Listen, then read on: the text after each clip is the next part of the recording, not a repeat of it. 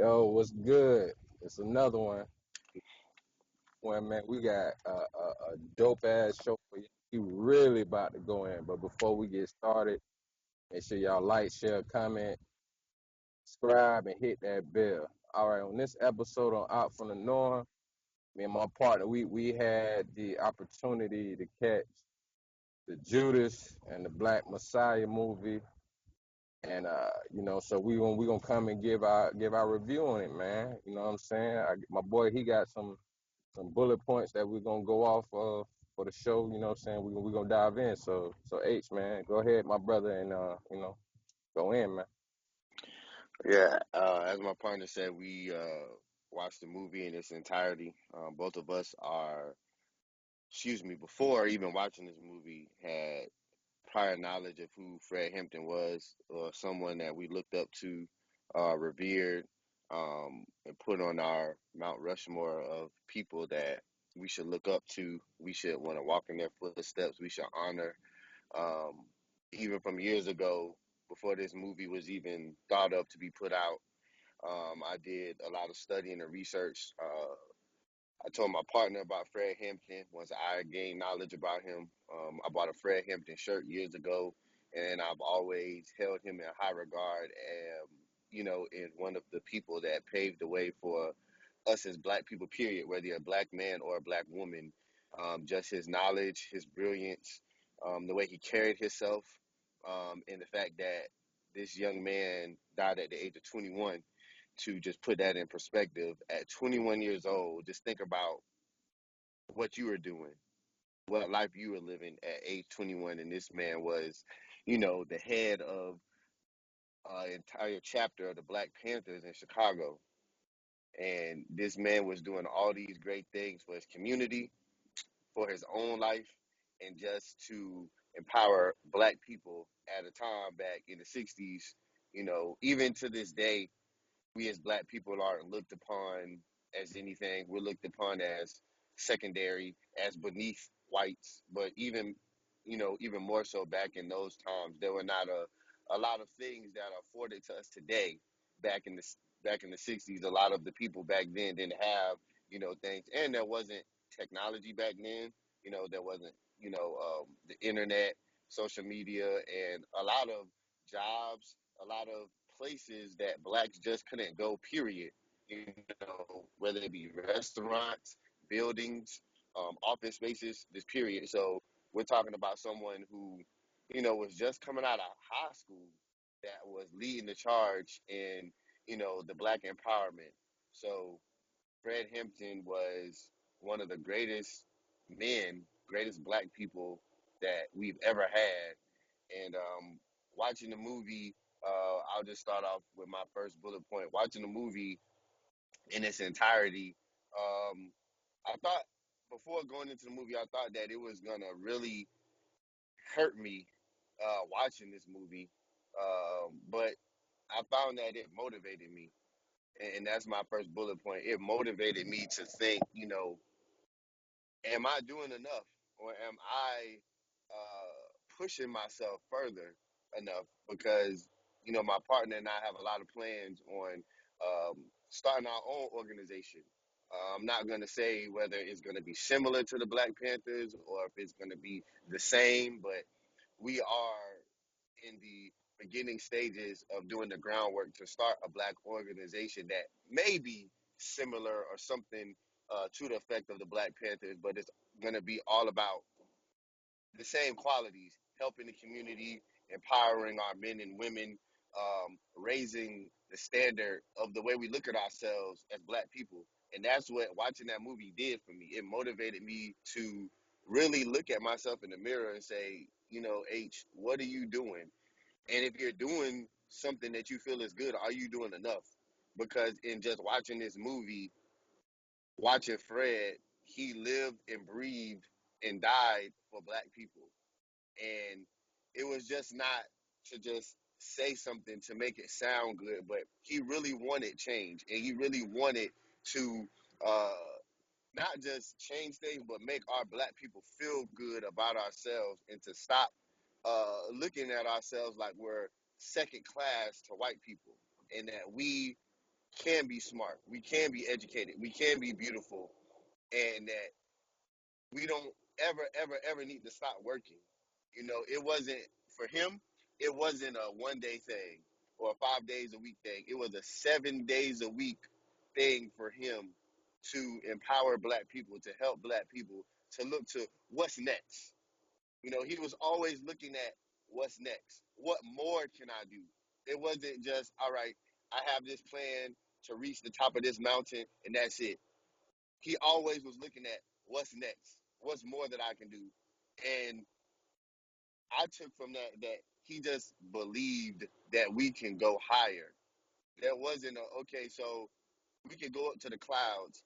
He's like, all right, once we get to the clouds, we can go higher than the clouds. Because we as black people, we don't have to accept being second. We don't have to accept being beneath them. We're not beneath them.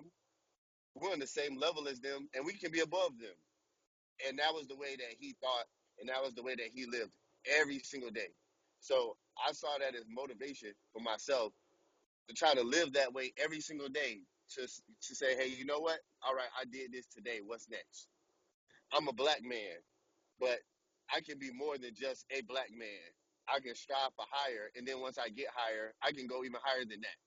So that's my first bullet point of what I took from watching the movie is that all the things that I had read and studied about Fred Hampton just really came through, you know, in the movie form, and just really touched me in a way to say, every single day you need to be doing something. You need to be thinking something about how to be black and how to be better than just I'm a black man and what's next.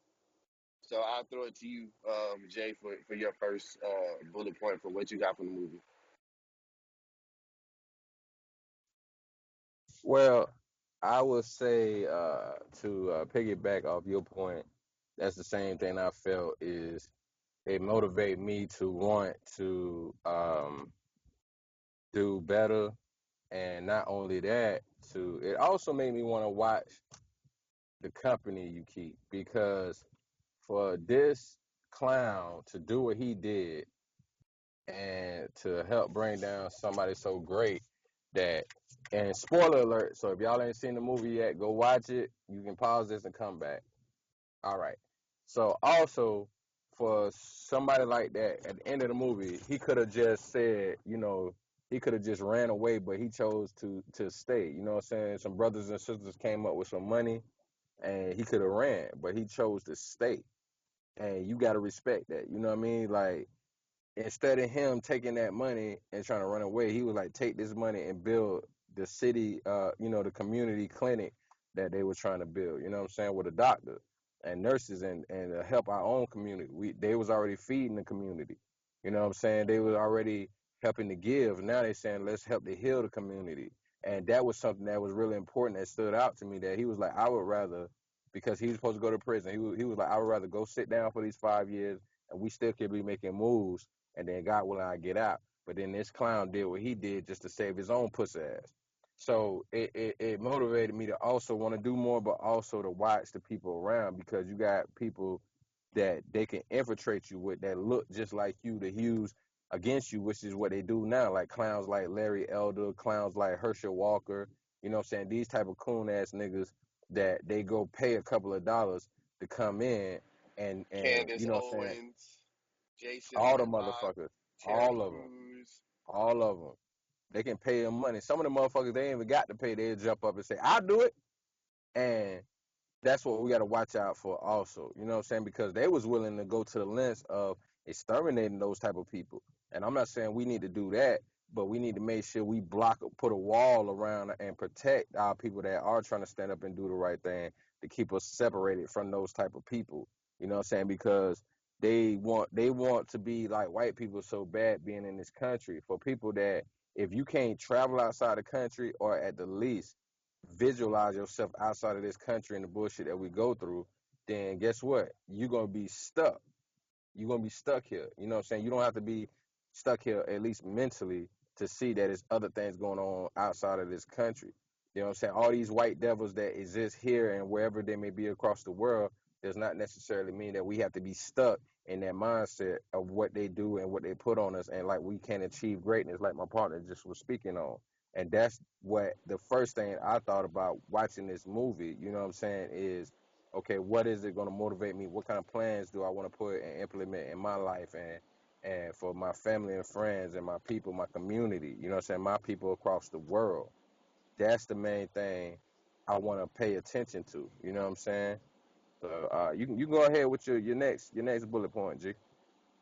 The next thing that I got from the movie was spoiler alert on the scene where Brother Fred went to the he went to this rally that was held by all these white devils, and he just had the foresight to go in there as a black man, knowing that all these white people hated him, wanted him dead, but he spoke so brilliantly and so eloquently that this man turned some of the thoughts of these white devils around. And that just showed me that this man is not okay. So we already know what white people say and think about us, right? But in this movie, it showed that even back during those times in the 60s, that this man was trying to get the point across that it's not about us just hating the police, because the police will do certain things not just to blacks, but they will do them. Damn, man, can you mute your phone or something? Oh, my bad. I thought I did. My bad, I, G. I, I Give me a mean, second. I got we got to do this for Brother Fred. All right, you. so not only that he was looking out for, that the police would do stuff to blacks, but that the police will also do something to brown people, as in Mexicans, Puerto Ricans, Cubans, but also to some of the whites that are on a lower level that they looked upon as lower level. So all the white people who try to fool you with their technology that Malcolm X hated white people. Fred Hampton hated white people. Martin Luther King hated white people. No, no, no, no, no. It was not about that. And that scene in the movie showed that we as black people, we don't come from a place of hate. And myself and my partner, we know that. But the movie, and speaking of what the movie showed, it just reinforced that our leaders that we looked up to, like Brother Fred, he was all about peace and equality, unlike what the white people back then and even now try to say, that people who stand up, like Brother Fred and Malcolm, the people that stand up, they try to trick not even just whites, but blacks too. They try to make black people, because there are a lot of black people who are frightened of Fred, frightened of Malcolm. And there are some black people today who would be frightened of the things that me and JTL say. Because the white people try to brainwash you and say, oh, they're doing hate speak. No, we're doing the speak of, we're tired of getting stepped on, and we're not going to get stepped on. And we're not too pussy to just sit back and let you step on us. We're telling you, look, we're too smart, we're too educated, and we're too fucking tough to let you step on us. And we're not going to do it. So it's not about hating. It's not about that, oh, we hate white people. It's not about that. It's about, we're tired of the police and the system, the government, the hateful white pigs and the hateful white devils of stepping on people. That's what we're standing up to, not about hate. So that was my second bullet point, that he showed that he had a love for all people, unlike what the FBI and unlike what these cracker devils try to portray upon people like Fred, that they're full of hate. When it's just the opposite. He has no hate in his heart at all. Period. So that was my second. You go ahead. Yeah, and I also want to speak to the point that you made about you know what I'm saying, how he was able to, which Malcolm did and Garvey did. They was able to deal with certain people that you would think they would not deal with, which is what scared the old punk ass, racist ass son of a bitch, white devil, and colonizer J. Edgar Hoover. Um, they was a Fred was in the movie. He was able to put that aside because they had an argument, and he calmed his brothers down so they can talk. And that makes me think about back to the one brother, God rest his soul, Bumpy Johnson. When you watch The Godfather of Harlem, he was sitting there having a conversation with Joey Banana, and he was just saying nigga this and nigga that, and you know what I'm saying. Bumpy was able to take that bullshit like a G and still put in place his plan to disrupt what was going on within the five families. So that's what Fred was able to do, and that's what I work on also is putting certain feelings to the side to make chess moves. You know what I'm saying? Like those are chess moves. If you able to put those little feelings aside of racist white devils or whoever may be brainwashed to believe the bullshit about black people, you can actually see the forest through the trees. And that's what we have to also learn how to do because we can't always, well, they said nigga before or they was rapping saying nigga. You have to learn how to see past that. Once you see what it is, then you figure out, okay, this is what I'm gonna do about this situation. This is how I'm gonna handle it. Because a lot of those motherfuckers are gonna say certain things like that because that's all they know. That's the white privilege thing. They don't have to do nothing. They can sit around and say bullshit comments, make jokes, and pick fun, but they don't have to try to make moves like we do as individual black people to help the collective. So that's another thing I respected about the brothers. He was able to be smart enough to make the chess move, and that's what scared a lot of white devils. Is okay. So just like he said to the one agent, how would you feel if a black person, your daughter brought home a black person, and he's saying, I don't think she would do that. Where if we don't go ahead and cancel Fred Hampton and people like him right now, that's what's going to happen to our daughters. And that's the sad part about it. They are afraid of annihilation.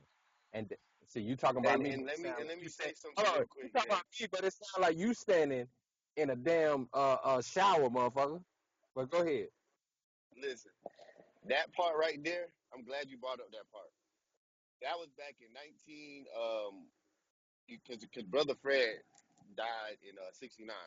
So that part that you were talking about happened in either 68 or 69, right? So just think about that. Those people back at that time, when that man said, "What are you going to do when your daughter brings home a Negro?" When people now in the generation that we're living in try to say that, oh, that stuff is gone, you got to think those were people's grandfathers. The generation now that we're in now, those were people's grandfathers. So that grandfather taught that down to the father, and that father is going to bring it down to his children. So it's a trickle down effect. So all the people who want to be brainwashed and say, "Oh, we're in 2021, that type of shit doesn't exist," you're fooling yourself, and you're an idiot. Mm, That's the thought, and that's what's brought. Just like we in the black community, we have things that are taught by us from our grandparents on down. That's what white people have done and continue to do.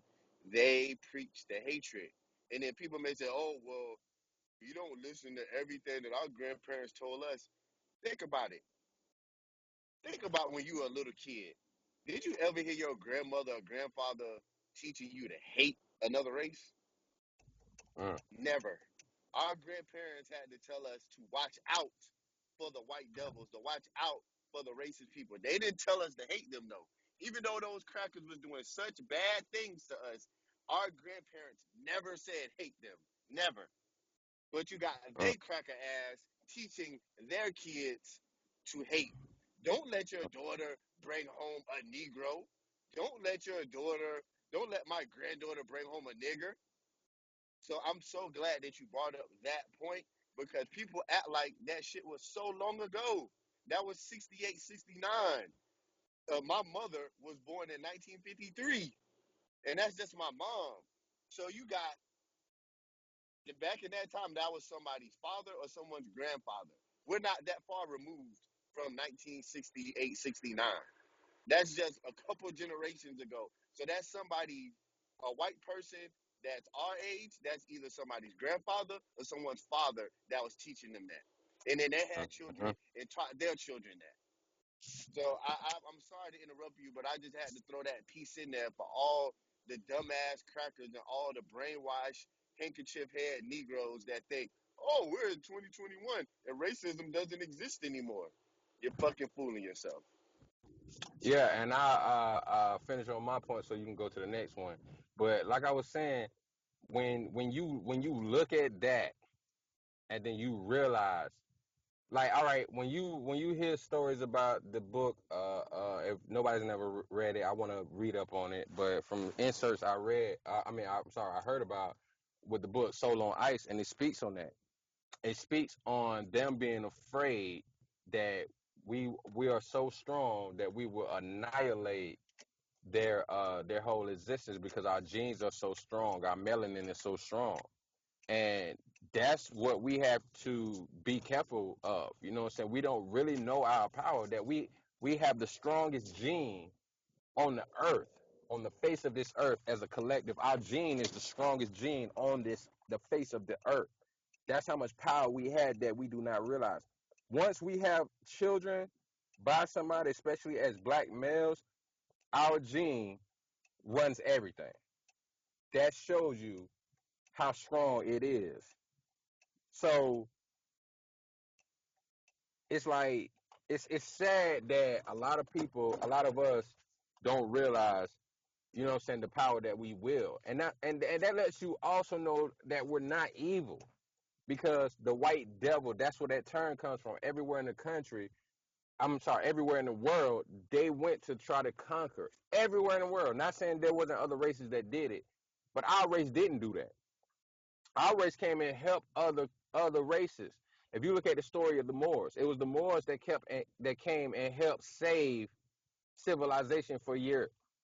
When they went to Europe and they had famine and they had the black plague and all that stuff going on, it was the Moors, and those were black people that came and helped save them. And this is what we got in return. And that's why we say the white devil. That's why we say that. And of course, nobody's talking about everybody white as an individual, but overall, the race overall. If you got all these issues going on and nothing's significantly changing unless it takes centuries for it to happen, what does that tell you? These people are okay with everything being the way it is because they benefit off of it. So why would we not say that? It's just the truth.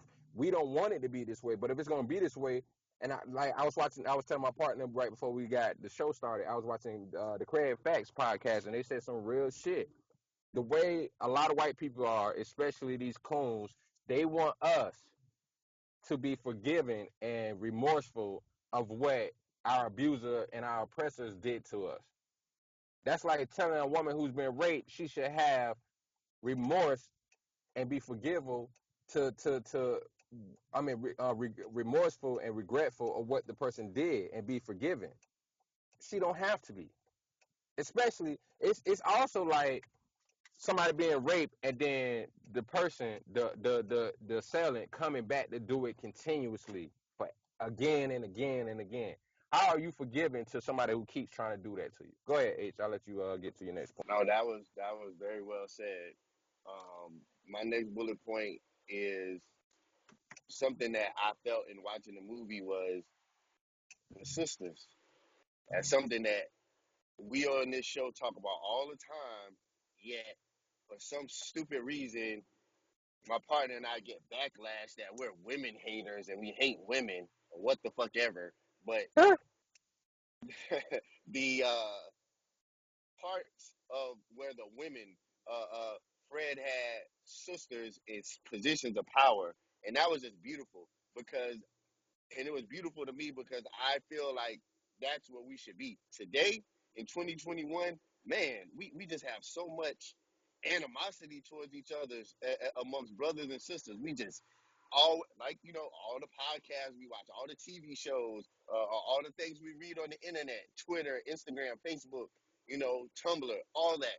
It's brothers fighting against sisters. But it just seemed like back in those days, in the 60s, the 70s, the 80s, I'm not saying that there wasn't tension. I'm not saying that. But when you watch something like that, it just showed that there was harmony, there was peace. He wanted sisters in position of power. He wanted sisters to know that we ain't above you. as we're in this together. We're gonna protect you.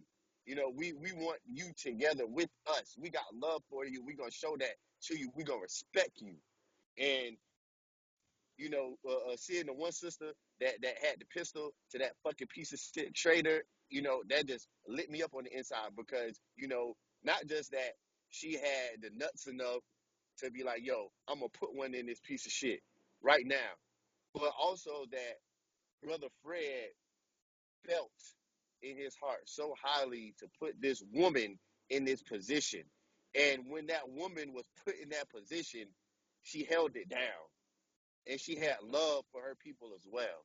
So that was something that just touched me. The peace and harmony between brothers and sisters in this group and in this organization, it just really touched me. And it just made me once again look at myself in the mirror and say, once you and your partner Jay start your organization, you have to walk in that same light. HD. You have to have some good sisters in your group, but not only have sisters in your group, but put them in position of power and show them that we love you too. We trust you. We have faith in you. Not all men leading the way, but we need sisters with us. We need sisters to not walk behind us, but to walk side by side with us. We need the sisters' love, their smarts, their intelligence, their caringness, their all of that. We need that. So that was my next thing that really touched me about the movie was the sisters being involved and brother Fred not looking down on women, but bringing them up. And the way that he treated his woman, his queen, the way he talked to her, the way he made her feel when he was speaking, and he looked at her, looked at her, and when he was standing and looking at her, and they looked at each other, just that connection, that warmth, that feeling, that love. That's the part that touched me. Yeah, and can you hear me? I want to make sure I'm muted. I can't see my thing real quick. I apologize, Yeah, y'all. I can hear you. I can hear you. All right, so I wanna touch on that point real quick, and it's gonna be tough, but it's gonna be love with it. All right, for the sisters that constantly say that type of stuff about us, I'm gonna say two things on that. First point, you really don't know us, and you don't really listen to the show like you should. If you hear certain things we say and you take that as the totality of how we are. With everything we say, we hold brothers accountable with their fuck shit, and we hold sisters accountable with their fuck shit. And the reason why we do that is because we are all adults at the end of the day. We're not talking about children, we're talking about accountable adults. So if you hear us say bitch, hoe, or whatever, and that's not you, we're not talking to you. Like they say, if it doesn't apply, let it fly. Now, if you have a problem with the verbiage, meaning the language, the certain words we use, say that. But do not say that JTL and HD hate their sisters. Don't ever say that. Because I'm not gonna lie to you. When people say that, I'm like, Pop, I have no tolerance for people that think that about me no matter what I say and do. And you see me all, if you're not seeing all of me and you still making a quick judgment like that, then don't fuck with me. I'm gonna say that first and foremost.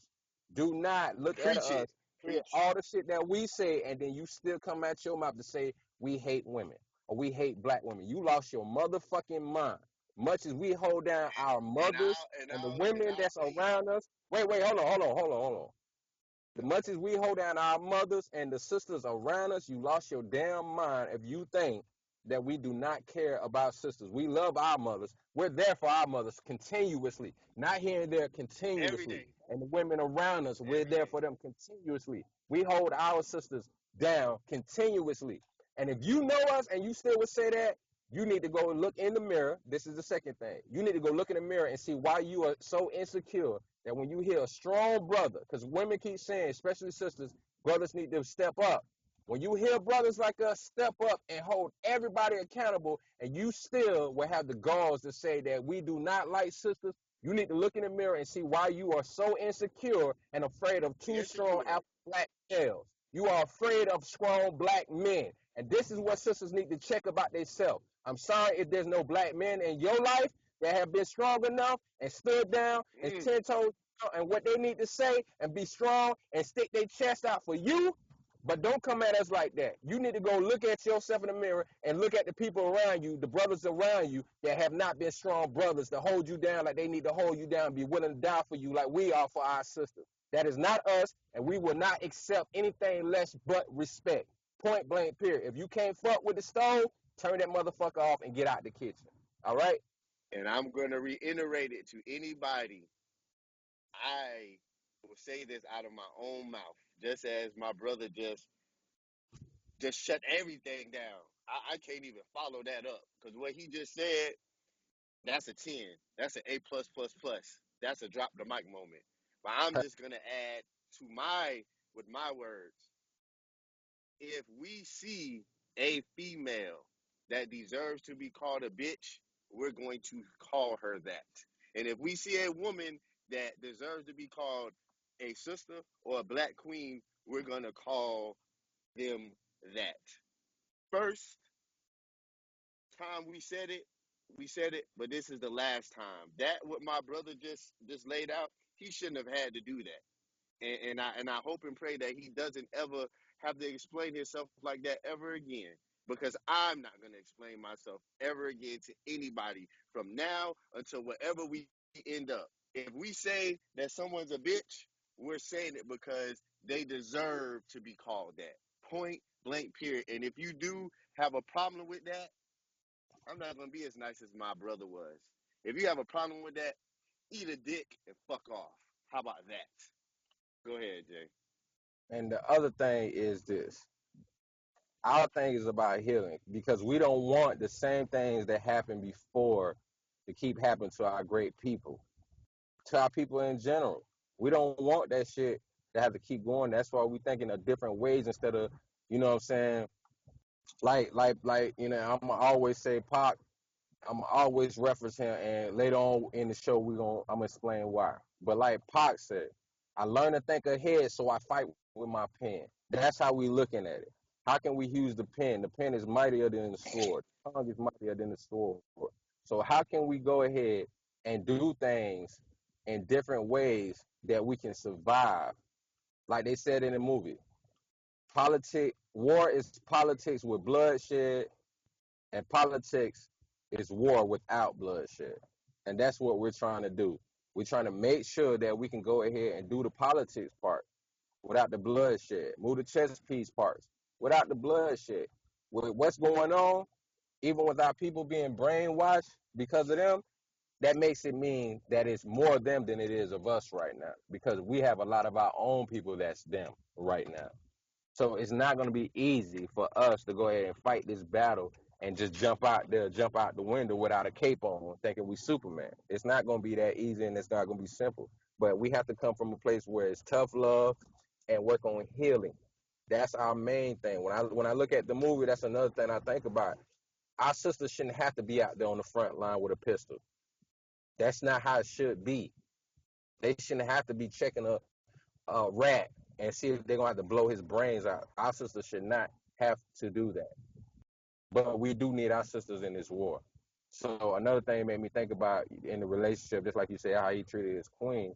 It makes me think the most heartbreaking part, and I didn't even want to hear it, but I had to man up and listen. When she read him that poem and saying how afraid she was to bring a child into this world, whether it was worth it or not, that hurt me for that part because I can imagine in real time his queen back in 68, 69. I can imagine her and the hurt that he must have felt in his heart that he had to ask her, so you don't want to bring my child into this world? And then what happened? He got killed right in front of her while she was bearing his child. So it makes me think about those type of things. So this is something that we have to realize on the brother part. We got to stop being so weak. And I know it's scary, man. I know it's scary. I'm not going to act like it's not scary. I know it's scary. But at the same time, we got to find the wherewithal to trust in God that we're going to make the right decisions and that it doesn't have to be about bloodshed and then we have to keep losing people unwarrantedly. So, H, you can go ahead to your next point, man. This is the toughest one for me to talk about, and I'm gonna talk slow 'Cause I'm not afraid to say this. This bullet point that I'm about to talk about is the one that's gonna make me tear up and almost cry because of how much love and passion I have for Malcolm X and for Fred Hampton. But the part that sickens me the most about this movie and just about the world we live in is that you had the whole premise of the movie, the title, the Judas. We have brothers that look just like us, that walk like us and talk like us, that want us to die. I mean, just to think that all of this happened to this brother Fred, who was one of the most beautiful human beings ever. You can go on YouTube and look at him and hear him talk. When I look at his face and I hear him talk, it's this feeling that I get inside that I just can't explain because it just touches me so deeply. And everything that he says, I can tell that it came from realness. And to just think that there was another man, and I'm not gonna call that William a brother because he's not. He's the lowest scum of the fucking earth. And I've said this to quite a few people over the last couple of weeks. I know God does not want us to talk like this, and I'm only speaking this from my own self and from my own heart. I really am happy that that piece of shit is there because he was a piece of shit from a young child all the way up until when he died. And the reason why I say he's a piece of shit is because not just was he's doing carjacking, but the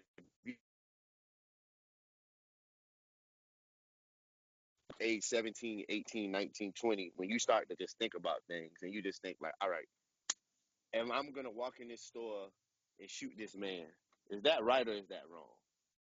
You know what I'm saying? Because you can't have it both ways. You can't say, "Oh, he was young, he was a baby," but then when is 21, you say, "Oh, you a grown ass man. Go out there in the world and be a man." All right, so which one is it? Is he a grown man or is he a baby? Which one is it? Right. And to just think that this black man would do something like this to another brother, to a brother that was, as we mentioned, feeding young children, trying to educate other black men and black women on how the system works, just trying to change life itself. And we have to think that we have people like that today. There are people, like you said it so eloquently earlier about watching the company you keep. There are people in your everyday life that you just don't know it, and they look just like you. They brothers and sisters that look just like you that would want you dead, and that would have out their life because of some shit that they did. And that's the part that just hurt me the most, to just think in this world that there are people who look just like me, who want me dead, who want harm done to me, and who want harm done to other brothers and sisters. When, as corny as this may sound, it's true. We are in this fight together. We as black people are in this fight together, but there are blacks out there who do not want to hold our hands and be a team. And that's the whole premise of this fucking movie, was that there was this black man that was a god, angel sent down from heaven, because he's a one of one. Just like Malcolm was a one of one, Fred Hampton was a one of one. There will never be another Fred Hampton. His son is doing great work, but that man was a one of one. And he was taken away by these cracker pig devils. And who helped him? Another black man helped him, helped bring him to his death. And it just hurts me to think that there are hundreds and thousands of other black men and black women out there in the world, just like that piece of shit in that movie. And it just hurts me to think that as I walk around this world, and not just in my city where I live, in other states that I may travel to, and you just walk around in the airport, or you walk around in the grocery store, the mall, outside at the park, and you see these black people, and you look at them and you smile because you like, those are my brothers and sisters. I love them, but some of them don't love you back, and then some of them will put you to your death, and that really brings, just I don't even know what to say sometimes. It just brings uh, just misery to my heart, and that was the biggest thing about this movie, was that there's somebody that looks just like me who would want me dead. Yeah, I can agree with that because I feel the same way that, like I was saying earlier, you have to watch the company you keep because you never know who may be out to get you. Um, Also, it's just like, and I respect what my partner said, but sadly, it's that type of thing that make you look back because you know what it is. A lot of reasons why black people were so scared of what Fred was saying or what Malcolm was saying is because they might be those type of people that we got to get out of the way that's holding us down and holding us back from our greatness. And that made them afraid. For those people that love white people, that makes them afraid. They're not so bad. My brother and my sister married to somebody white. That makes them afraid. That means you gonna take away master. Them down house niggas. And I want people to think about this too. It don't matter what skin tone you are of black, you're still black. And at the end of the day, they hate you. The ones that are evil hate you. And a lot of them don't even know why. They don't even know why. They listen to other people, their grandfathers and fathers, and just hate you for no real apparent reason. So when you got somebody like that devil, that black devil, that helped bring down the brother Fred Hampton, we have a lot of that we're dealing with to this day. All them coons that we called out earlier, those motherfuckers are helping white supremacy to keep their foot on our neck. And we get tired of talking about this shit ourselves. But we got to call it out when it's appropriate. It's the truth. I think the brother who played Fred Hampton did a good job, but it made me sick to my stomach that he even talking about we should have empathy for this black devil. He was a black devil. Anybody that's going around tearing apart their community and then let white supremacy use them to tear down the best part of the community, what else could you call him but a black devil? That's a black devil. And those are the ones that we got to watch out for nowadays that are fucking up everything for the decent black angels out here, the black good people out here that are trying to do what's right and righteous on the side of righteousness. We have to watch out for them every single day. And I'm thankful that we have a good, I would say, we're not perfect, but we have a good eye, a keen eye for watching out for certain types of people. You know what I'm saying? I'm not saying that everybody's gonna be perfect. You're not gonna get the perfect vibe from them. It may be a season in your life that you're not welcome. You know what I'm saying? Welcome them to somebody like that. But when you have that wherewithal, you can feel the vibe that something is not right with certain people. So I would say this to everybody: watch out for those people who are always trying to tear you down. Not the people that are trying to help you do better when you do stupid shit, but the motherfuckers that are always trying to tear you down when you are actually doing something in your life. You have to watch out for those type of people because they don't want you to do good in life. They want you to be miserable with them because misery loves company. I realize what that means. When somebody is miserable, all they spew is hate, the whole toxic thing, that's what they do. So we have to watch out for those type of people in our lives that try to tear us down like they did to Brother Fred. And one more thing real quick before H, I'll let you get to your next bullet point for us to talk on. This might hurt some people, but I gotta call it out. I don't care what nobody says. Not only did they use, because if you look at it, virtually besides anybody that was taken out by the pigs, virtually damn near all our leaders had roadblocks thrown in front of them or was taken out by the help of a black devil. With Malcolm X, the FBI did not kill him on his own. I don't care what none of those bow tie and fake niggas say. He had, Mm. like he said on his own, a lot of motherfucking times that shit that the NOI was doing back then, they didn't know how to do on their own. Like he said, I trained them. A lot of shit they was Right, doing, they didn't know how to do on their own. They wasn't doing it on their own. They got help from the FBI. Go ahead, H. right. No, that you said it. You said it great, and that part just really, just crushed me. And as you said, you have to be careful with the company that you keep. Um, my next one, I'm gonna say, this was something that I hope that other people got from this. But I'm gonna just say this, and whoever, if someone takes it the wrong way, I don't care. I just have so much love for Fred Hampton, I don't even care. But you know, unless you were, fortunate to go to certain schools, um, a lot of times that control certain things, they only want to put certain people in your face, which would be Martin Luther King and Rosa Parks, and they were two great Speak on it. people. They were two great people. So I'm not going to sit here and have some long ass explanation because I'm not disrespecting Miss Rosa Parks or Martin Luther King at all. But they never speak on someone like Fred Hampton. And I really hope that this movie can put him in a different light, in a different category, because we need to put him on the quote unquote Mount Rushmore of our great black leaders. Because I don't give a fuck what state. I've been to more than 5 states in my life. I've even been to the West Coast, out Denver. I've been to Texas. I've been to a lot of states, all on the East Coast, North and South. I've been through Tennessee. I've been to Arkansas. I don't care where I've been from the time I was a child to now me being in my late 30s. I do not hear this man's name brought up ever, not just by whites, but by blacks as well. So I hope that by this movie being put out there, in movie theaters and HBO Max and however people are seeing it, I hope that people will look at this. This movie was only 2 hours, right? But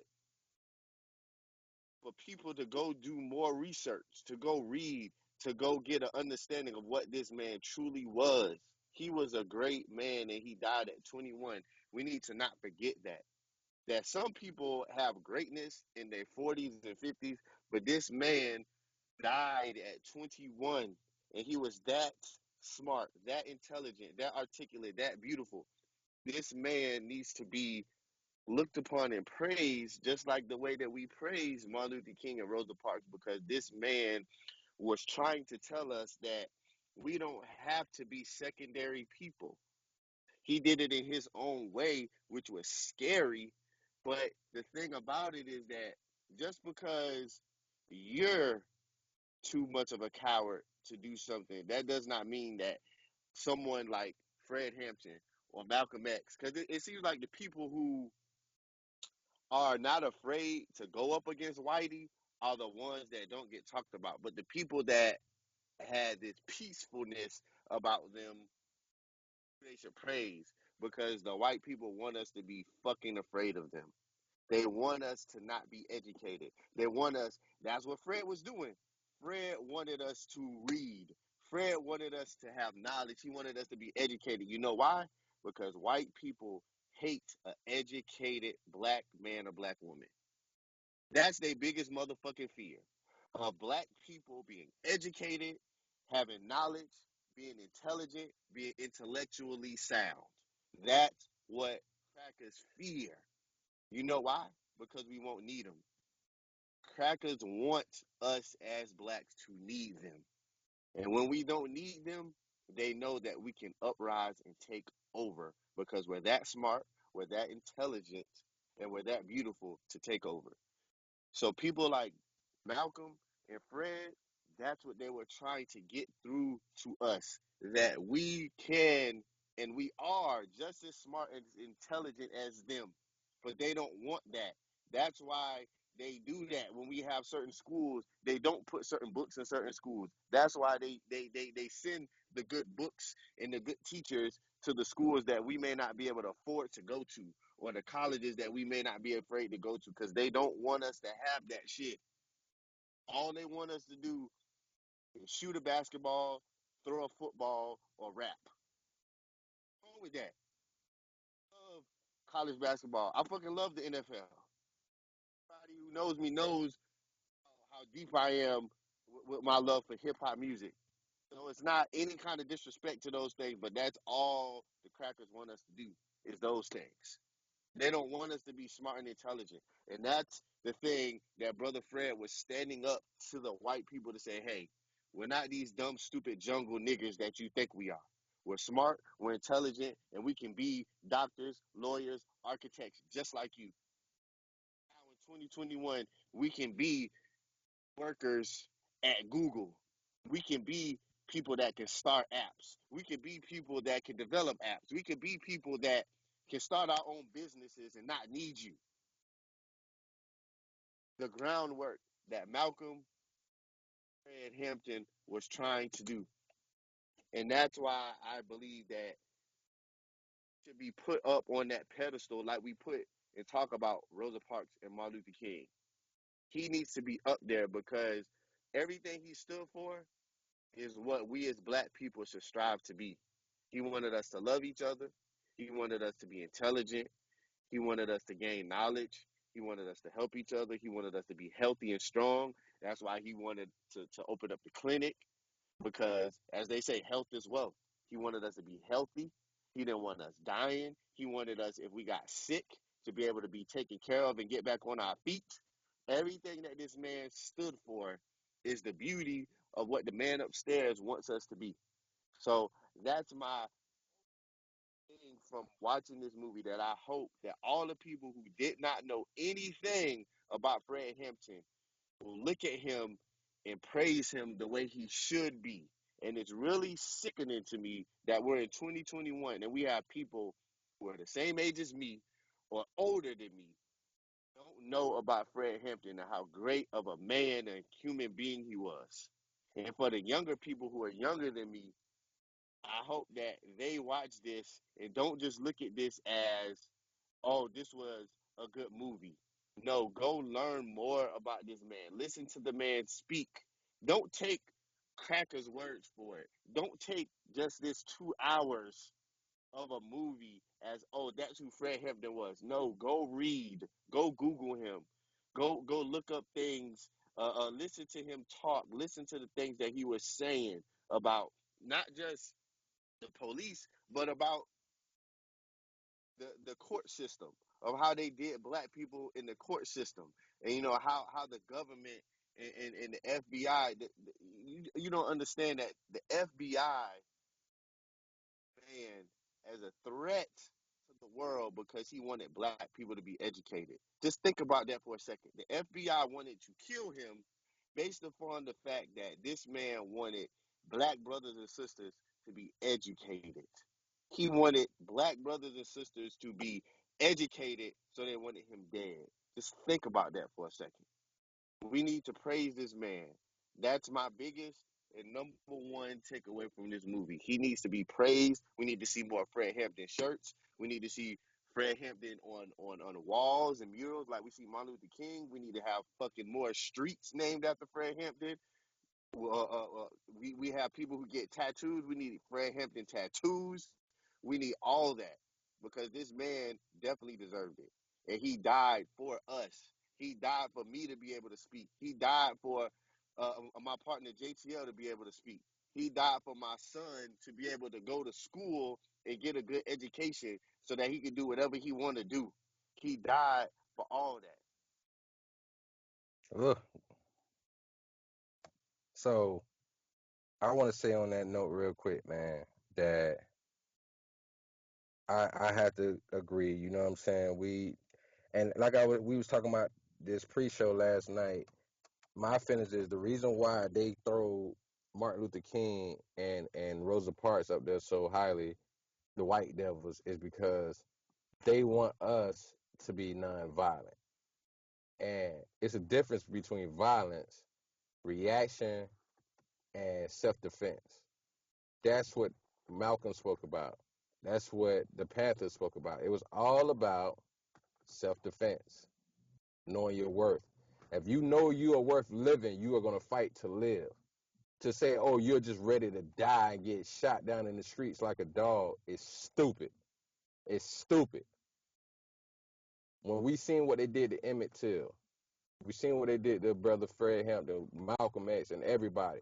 We're gonna sit here and keep saying that, and then look at what they did to Martin, non-violent, and then what they did, they killed him violently. So how does that make sense with everything that we were doing in the right way? Our leaders still got touched, but they try to throw them out there. You know what I'm saying? Rest in peace and peace unto their family for the brother. You know what I'm saying? For Malcolm. You know what I'm saying? Martin, Rosa Parks, all of them, Fred, everybody, because you know what I'm saying? Bobby Seale and Huey Newton and Stokely Carmichael, all of our leaders that got taken down so shortly, or you know what I'm saying? It's like they used them against us. And that's what I was saying to my partner Ace last night. They used Martin and Rosa Parks against us. You seen how they was good? They was cooperative. They let our children throw rocks at it and spit on them and hose them down with fire hoses and canines. That's how you should be. We should be on some driving Miss Daisy shit.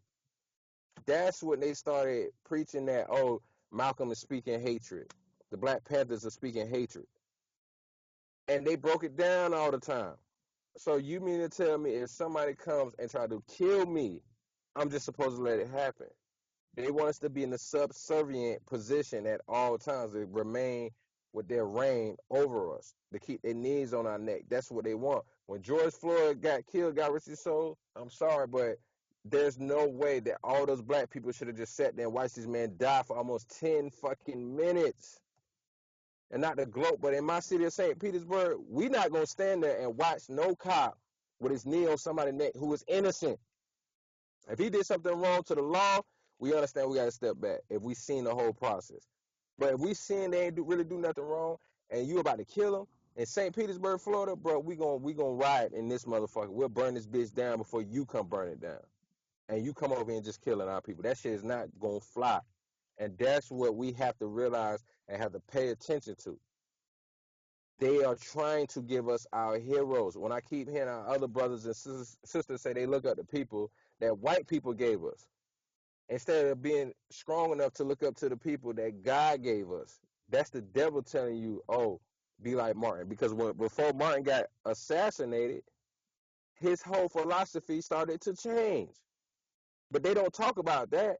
They're just like somebody quoting parts of scriptures that help feed their narrative, but not the entire scripture. And that's what they're doing. They're trying to give us the scriptures to read instead of letting us seek the truth and find it for ourselves.